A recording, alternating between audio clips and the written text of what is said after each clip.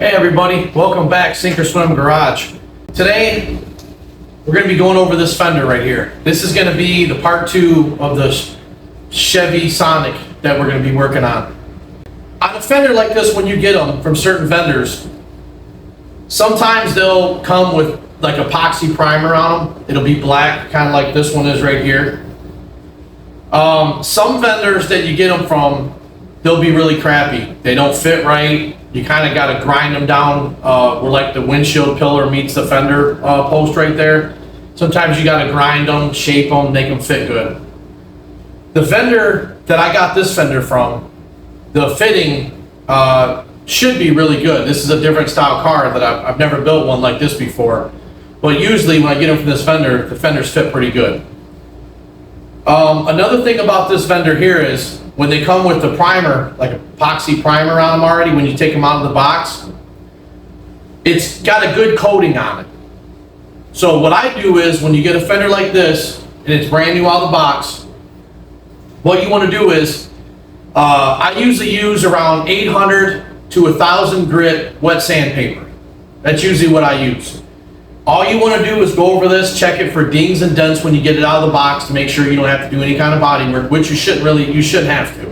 When you buy them new, they should come in good shape, but I have seen them before, you know, where they've got little dents and stuff in them and you got to fix them because you don't want to really just paint over them. So really quick, the progress we made, we got this hood ready now to paint. The bottom is all cut in on the bottom, so that's all done. So when you get these fenders out of the box, check them for dings and dents, things like that. Get you some 800 or 1,000 wet sandpaper. I'll take some Dawn soap, that's like you use to wash your dishes and stuff. I'll put that in a bucket and I'll mix me some up in there because it's nice and soapy. And you don't know what's on these fenders when you sand them, okay? And the first thing I do is I'll kind of wash it off really good with that Dawn soap. Because you don't know what kind of residue's on these fenders. You know, you don't really know where they've been or where they came from. And you don't want to get fish eyes in your paint, or you don't want your paint bubbling up when you go to paint it, okay, once you get it all sanded. What I do is I wash it really good with the Dawn soap, and then I'll take a piece of, this is 800 right here, I'll take a paint stick, just like this. You know, long paint sticks you use to mix your paint with, whether it be household paint or, you know, car paint, automotive, whatever. I break it in half and I put it inside the sandpaper like this. I've already sanded this fender, I just didn't think you guys wanted to see it on camera, but I'll show you real quick how I do it. So I wrap the sandpaper in the paint stick so it stays flat when you put it in your hand and you're sanding the fender. So when you sand the fender, you stay flat. So the whole surface, when you're sanding with this paint stick in here, you're staying flat. And it really helps to sand the fender kind of equally across, you know what I mean, make it nice. So on a situation like this, say you damaged your vehicle, like pretty much we're fixing this one out here, say you just got to put a fender on it or something like that. I usually only use about 800, 1,000, I keep repeating myself, but I just want you to know that a lot of people will use 400, 600, things like that. It seems like them kind of papers, that rougher grit, takes the epoxy primer coating off of it, and then you're down to the metal. And you really don't want to do that if you can help it. There's some spots on here that I kind of went down to the metal on them, like some of these edges right here, and that's a big no-no. You don't want to do that. When you get the fender all sanded, just like that with the paint stick, some spots of the fender you're not going to be able to use the paint stick, like in here, inside this fender right here. This is where the little bracket goes for your bumper to snap into. And I'll show you when we start putting the car together on the video. We got to rivet this bracket on here, or some of them bolt on. I think this one pop rivets on. We'll find out. Some cars are different. But when we put this bracket on right here on this fender, the bumper will push in between here and the fender, and it will snap the bumper in with that little bracket. It's got like little edges on it, and it'll snap the bumper and hold the bumper into the fender so it looks nice and neat when you get done with it. When you're sanding the fender with this paint stick, you can do it on all the flat surfaces, you know, all around everything, things like that. But when you get to like the edges on here where the wheel well is, or at the bottom in here, you can't really use a paint stick. And you can't really use a paint stick inside here. So just take your paper out, put your paper in your hands, kind of get in here in the cracks where the bracket will go on, even though you won't really be able to see this because the bracket goes over it. Still go over it and sand it down and just kind of rough it in. That way the paint will stick to it, okay? That'll prevent rust or anything like that. So once you get it all sanded down and everything's done like that, you'll take your Dawn soap that you put in your bucket, give it a good wash. Wash it really good, thoroughly. Get it all prepped and ready. We got the hood already cut in on the bottom. The fender got here late, so I just kind of wanted to try to get the hood cut in and get it out of my way so I could kind of move it all the way. So when we cut this fender in, what we're going to do is we're going to cut it in right here. This is where the fender is going to be cut in at. When I cut this fender in, I'm going to tape it off after I paint this red right here, because that's the color the car is. I'm going to paint all this red right here. And once that dries, I'm going to tape it off right here to where this will be just a flat color. We're not putting any clear coat on these edges right here. You don't want no clear coat on this. All you do is rough it in like the bottom of the hood. Once you cut it in with the red, you don't want to clear coat underneath the hood or in here. Because when you pop the hood, you want this to look just with the kind of flat finish without the clear coat as the underneath the hood would be. That way it looks factory. A lot of people make mistakes. They'll put clear over inside of here, and then they'll have clear underneath the hood, and you pretty much, when you open the hood, you're like, oh man, that looks, weird and funky, So when I cut this in, we'll tape this off before we paint all this and the top of the hood and all that. That way it looks, got the clear coat on here with the paint, the hood on top's got clear coat, but on the bottom, like in here, when you open the hood, you'll see this part, it'll be just a flat color. That's the way they do it from the factory.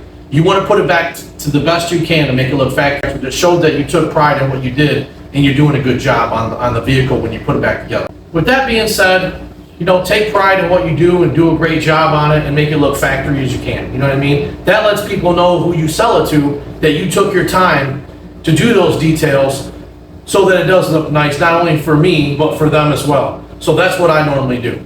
All right, next thing up, let me set this fender over here. All right, this is the bumper that came off of that Sonic. This is an OEM bumper. This bumper's got a lot of scratches on it, and it's got 2 cracks, and I'll show you those cracks right here in a second. But when we fill these in, we're gonna fill them in to where they don't break loose on us again. Let's get in this bumper, and let me show you what we'll be doing to it.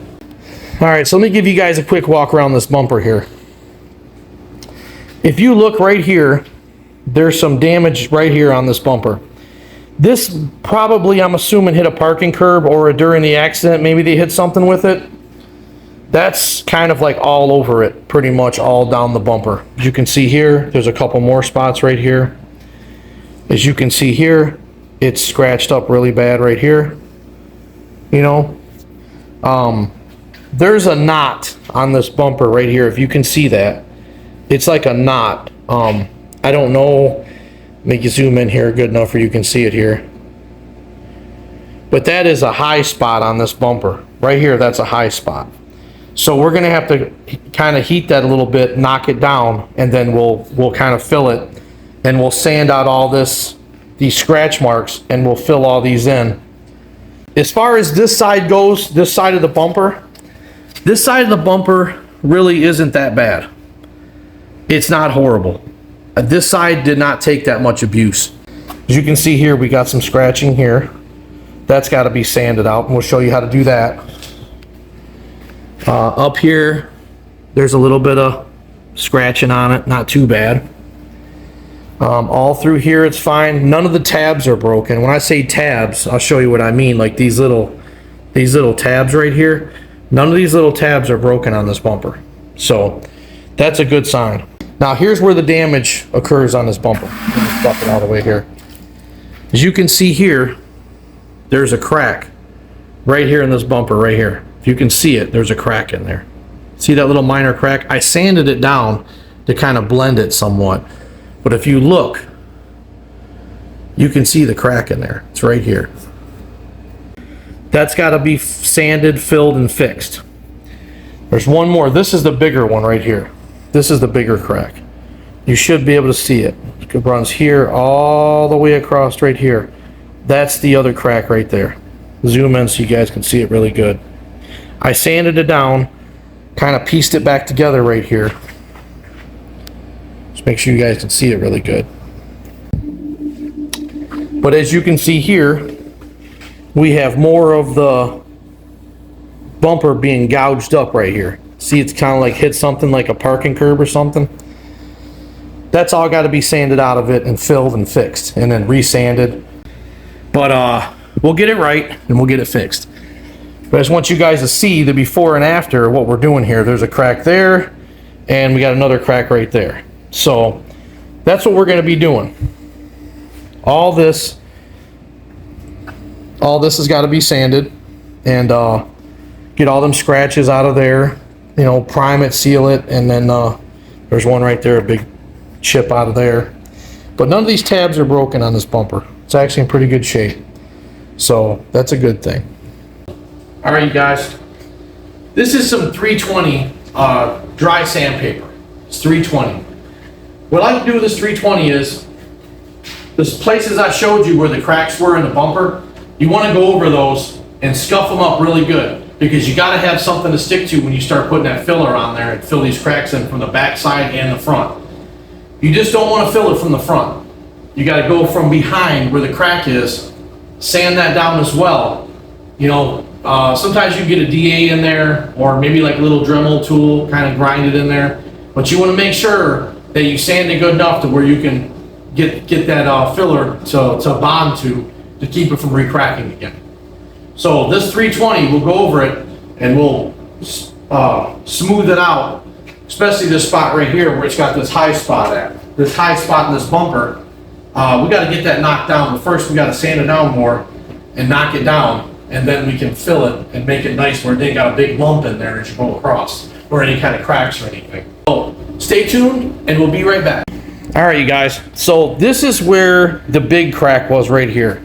So we'll kind of zoom in. Yeah, I put a little bit overkill on it. I had put one run on it already, but I just wanted to secure it and make sure it was good. So I kind of put some in here. So I'm going to sand all this down flush. We'll do it on camera and I'll show you how I sand it. But that's how we got to do it. And I kind of didn't want to put too much because this is a seam right here. So I didn't want to overload the seam, but I did overload the sides where the crack was right through here. But we'll smooth it all out. We'll smooth this out. The next crack is going to be right here. This is your next crack right here. I kind of overlapped it right here because the crack came right up through here and kind of went that way. So I kind of layered it right there, but we're going to sand it all down flat. And I'm going to show you how to do that. And there's sand marks in here, as you can see, but I'll show you how to get them out, and I'll show you how to get this smooth down flat. So let's put the camera back on the tripod and we'll get into sanding this. This is some 220 dry sandpaper. This is dry sandpaper. This is going to be 220 grit. And as you can see, I got my paint stick in there.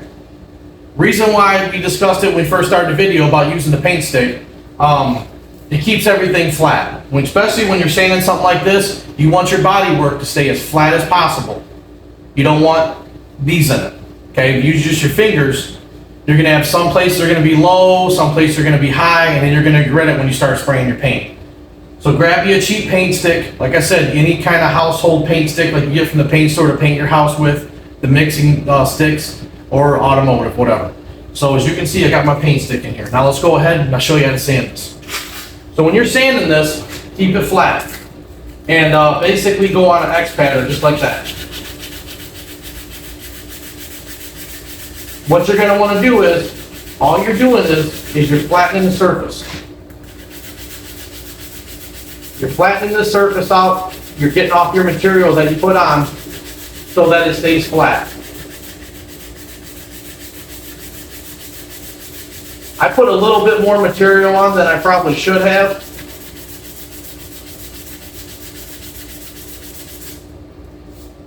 But it's going to be okay. Just stay on your X pattern just like that.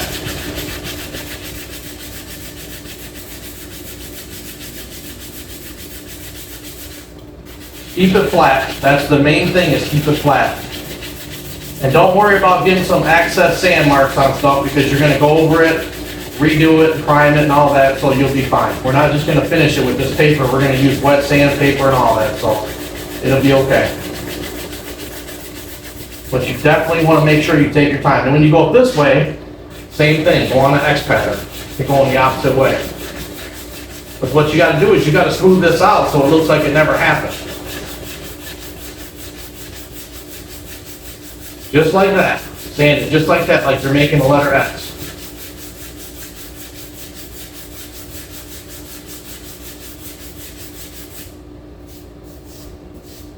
And then sometimes if you see some more stuff, you can go like this. Do it a different way. Same X, just you're going a different direction. See, this paint stick allows everything to stay flat, and that's what you want. You gotta stay flat. That paper will stay totally flat.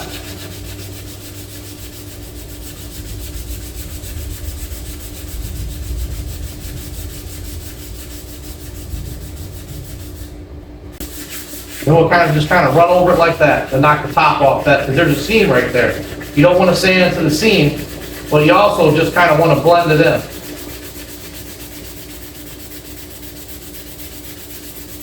Because when you go to paint it, you don't want no layered stuff left over. You don't want any high spots or low spots or anything like that. But it'll fill these cracks in, and you don't have to worry about it. I got a little bit more right here to sand down, a little bit of blocking right here and right here. We'll get on this one. So we'll be right back. We'll show you the finished product and get it sanded here. All right, you guys. We got this spot all sanded down. It's nice and smooth, came out really good. This one came out really good. These ones here came out really good. Back side here, right here came out good. We fixed all of them. This one right here, particularly, if you'll look, try to zoom in where you can see it. See right here, if you can see it, there's a crack. It runs right through there, and this crack runs all the way through here. I'm gonna put some more material all through here on this area right here, just because if we put the filler in there, in that crack right there, I think it'll really help us to where it'll get a good solid base, and then we'll put some filler in the back side of it here, but that's where the crack is. But we need to rub some filler from here to here and get it sealed in good. And once we do that, I'll let it dry, set up, and we'll come back and sand it down, and I'll show you the results from that, and I think we'll be ready for primer. We'll be able to get some primer on this thing, prime all these spots, give the whole bumper a good sand. We're just going to go ahead, because there's so many imperfections in it, we're going to go ahead and dry sand it with 320, and then get some primer on it. And then hopefully our sand marks aren't bad, because I hate sand marks. I don't like them. And then we'll wet sand it with some 6-800, and hopefully it'll be smooth, and this thing will be ready to paint, and we'll get spraying. So we'll be back in a second. All right, you guys, we're back. Well, here's the bumper.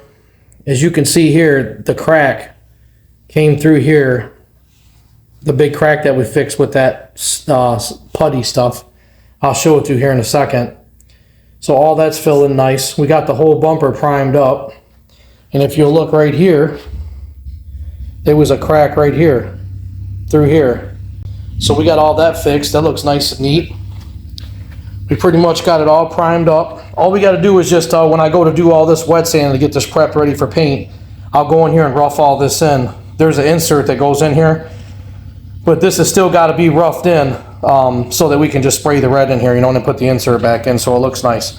What I want you guys to see here is, remember all these bad spots where it looked like a parking curb hit it right here, or the damage where it got in the wreck.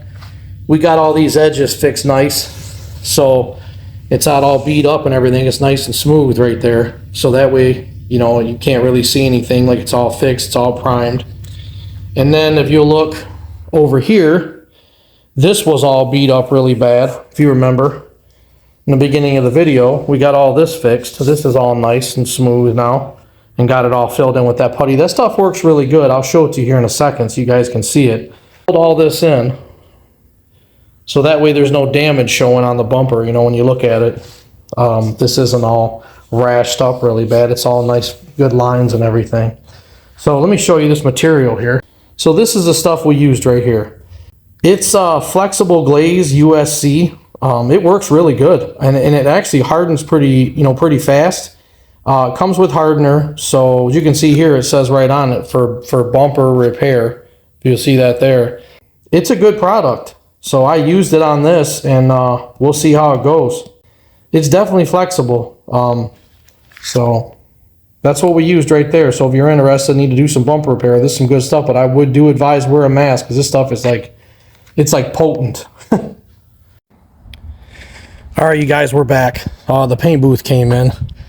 We're gonna get this thing opened up here and try to get it put up, blown up, and then we'll start carting the parts in here and cleaning everything and see if we can't get this thing put up. But I'm sure you guys already seen these unwrapping before, like where people take them out of the wrappers, but it looks like it's bundled up pretty good, but we'll see what happens with getting this thing to blow up here. I've never had one of these before, so that's great. Looks like the stitching's coming apart on some of it there. Oh, that's the rope. Okay, good deal. Thought maybe we had a problem already. Something was broken already.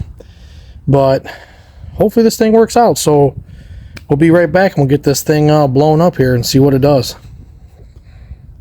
All right, you guys, we got everything in the booth, and we're gonna do the hood and the bumper, and then I'll let probably the hood tack or whatever get really good and dry, and I'll bring it out and put it back here, and then I'll bring the fender in because clearly there's not enough room in here like they said there was. So we're gonna do what we can, and let's get started here.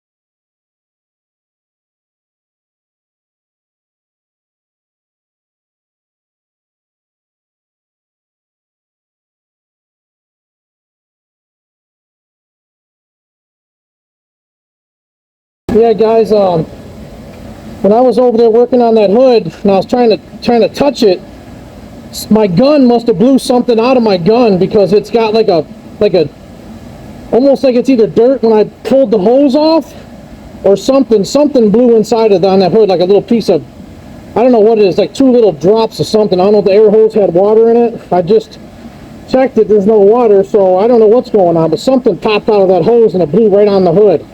So hopefully I can kind of go over it, and then we can maybe wet and buff it out, wet sand and buff it.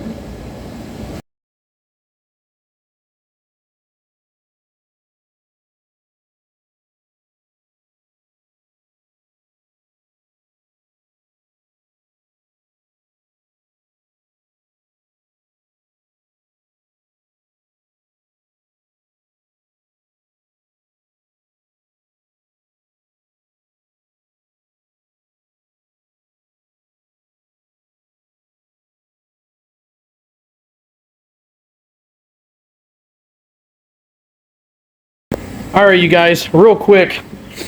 The hood is painted. We didn't clear it.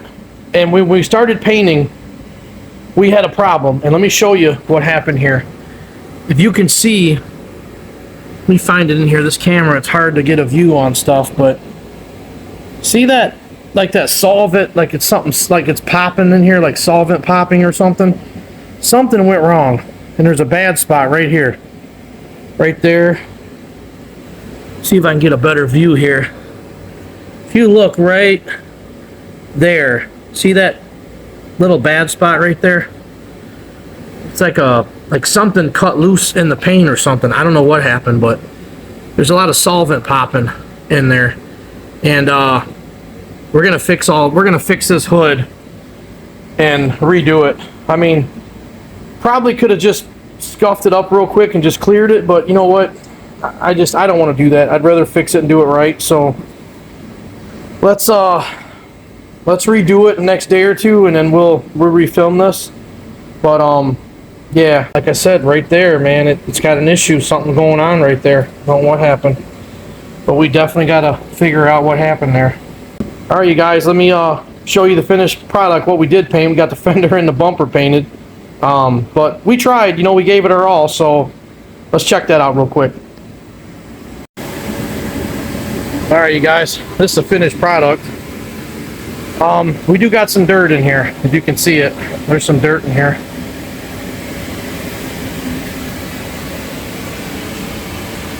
It's not horrible, but there is some dirt in there.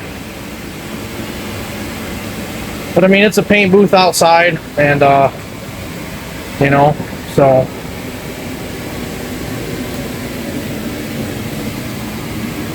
this is the bumper.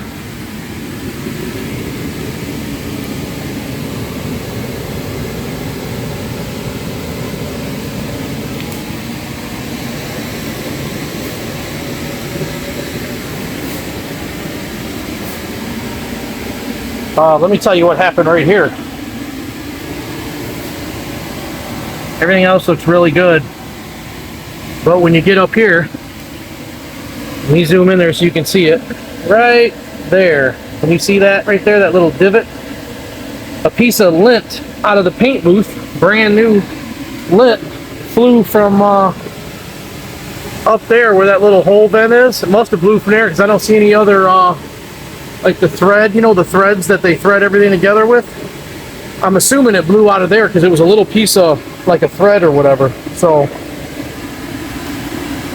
but it's dark right now, so you can't really see it. But when we put it on the car, you'll be able to get a good look at it. But considering we're doing it out here in the paint booth, and it's a little portable paint booth, it's like $400 or something like that, $390 or $400 or something. I mean, you can't beat it, you know.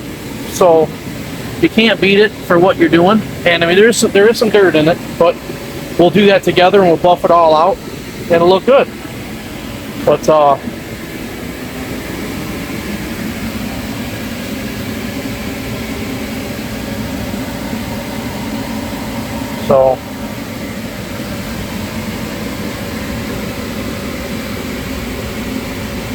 but all right, you guys.